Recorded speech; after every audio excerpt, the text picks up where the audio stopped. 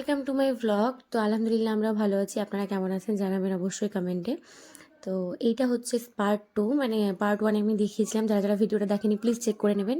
তো আমার ফার্স্ট ফ্লাইটের এক্সপিরিয়েন্স এটা। তো এটা হচ্ছে পার্ট টু, যে আমরা কী কী খেলাম। তো এখানে একদম আমরা আকাশের উঁচুতে আছি, মানে অনেক উঁচুতে আছি। আর এইখানে আমার ছেলে সবসময় আমার কোলেই বসে থাকছে। ওর সিট নেওয়া পুরোটাই বেকার, পুরোটাই পয়সা জলে, কারণ ও সিটে বসছিলই না। সিট ওর পুরো ফাঁকা পড়ে আছে, আমার কোলেও বসে আছে। তারপর চলে আসলো আমাদের ব্রেকফাস্ট, মানে যেহেতু অনেক টাইম হয়ে গেছিলো আর এখন আমাদের সকালের জলখাবারটা হয়নি। তো এখানে আমার ছেলে দেখছে কখন ওকে দিচ্ছে, কখন ওকে দিচ্ছে, মানে ওরা তো একটা লাইন মেনটেন করে দেয়।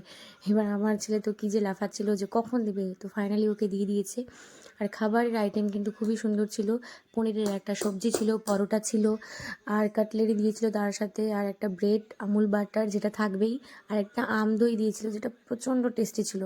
তারপর চলে আসলো চা আর কফি, যে যেটা খাবে। তো আমরা নিয়ে নিয়েছিলাম কফি, ভাবছিলাম যে হয়তো খুবই সুস্বাদু হবে, কিন্তু একদম আমাদের মানে আশাতে পানি ঢেলে দিয়েছে। এতটাই বাজে ছিল, মানে বাজে ছিল যে কি বলবো।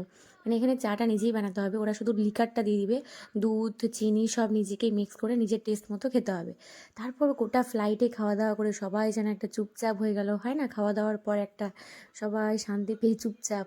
তা আমরাও রীতিমতো, মানে আমিও তো ঘুমিয়েই গেছিলাম। তো ঘুম থেকে তারপর আমাকে উঠালো যে উঠো, ব্যাঙ্গালোর পৌঁছা আমরা অ্যানাউন্সমেন্ট করলো।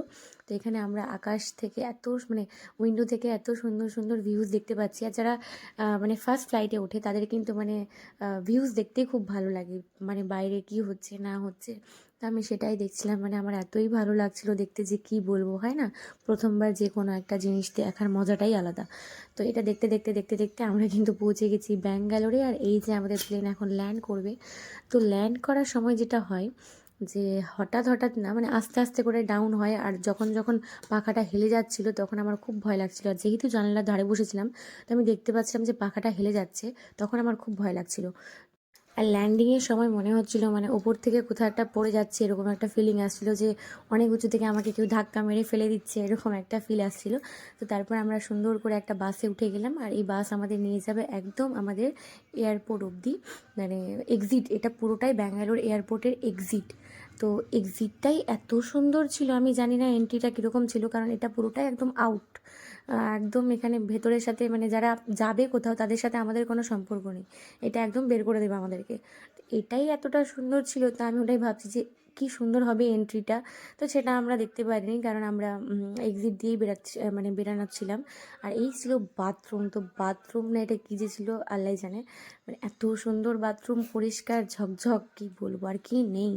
আর এই যে সুন্দর সুন্দর ডিসপ্লে লাগিয়ে রেখেছে। আর এখানে একটা ব্যাগ চারপাশে ঘুরছিল, জানি না ব্যাগের মালিক ব্যাগ রেখে চলে গেছে। একটা ব্যাগ এখানে অনেকক্ষণ ধরে ঘুরছিল, ঘুরেই যাচ্ছে, সেই ব্যাগের মালিকের পাত্তা নেই।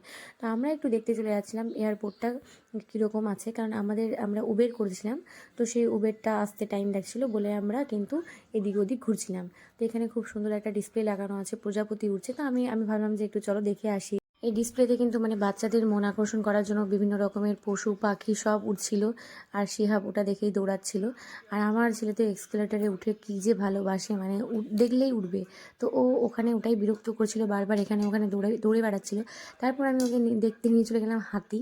এই যে সুন্দর সুন্দর বড় হাতি থেকে শুরু করে সব বাচ্চা বাচ্চা হাতি এখানে আছে। আর এখানে লোক কিন্তু খুব রিল্যাক্সে বসে ফোন ঘাটছে, এই করছে, বয়স্ক থেকে শুরু করে সবাই রিল্যাক্স করছে। তো এখানে এবার আমরা বেরিয়ে পড়লাম, আমাদের উবের চলে এসেছে। আর এটা হচ্ছে পুরোটা এক্সিট। তো কি সুন্দর যে লাগছিল দেখতে, মানে দারুণ লাগছিল দেখতে। এখানে বিভিন্ন রকমের ডিজাইন করা আছে। তো এবার আমরা হেঁটে হেঁটে চলে যাচ্ছিলাম বাইরের দিকে।